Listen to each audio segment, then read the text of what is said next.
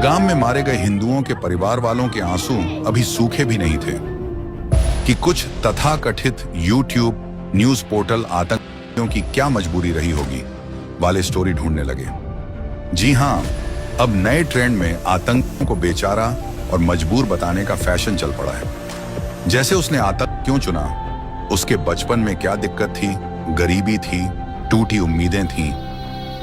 जिसे इन आतंकियों ने मारा उसकी चिंता किसी को नहीं, लेकिन जिसने उसे मारा वो कौन था, उसके मन में क्या पीड़ा थी, उसे बचपन में चॉकलेट नहीं मिली क्या?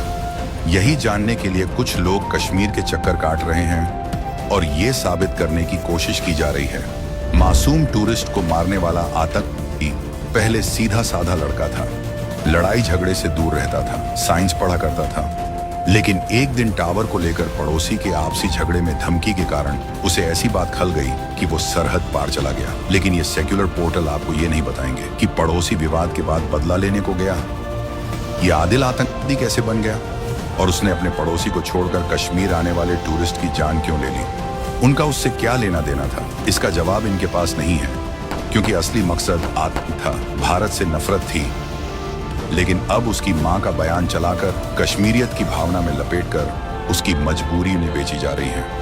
आतंकवादी रश्शान आतंकवादी, इससे कम कुछ नहीं।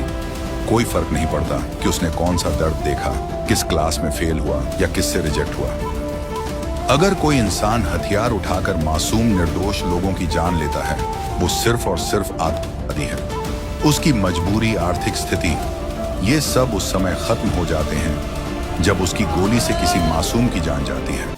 क्यों नहीं पूछते पीड़ितों का बैकग्राउंड? क्या कभी किसी शहीद जवान की मां से पूछा कि बेटे के जाने के बाद घर कैसे चलता है?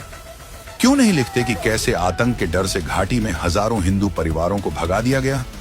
देश आतंकवाद से लड़ रहा है, लेकिन उससे भी खतरनाक है वो नैरेटिव जो आतंक को मजबूरी बताता है।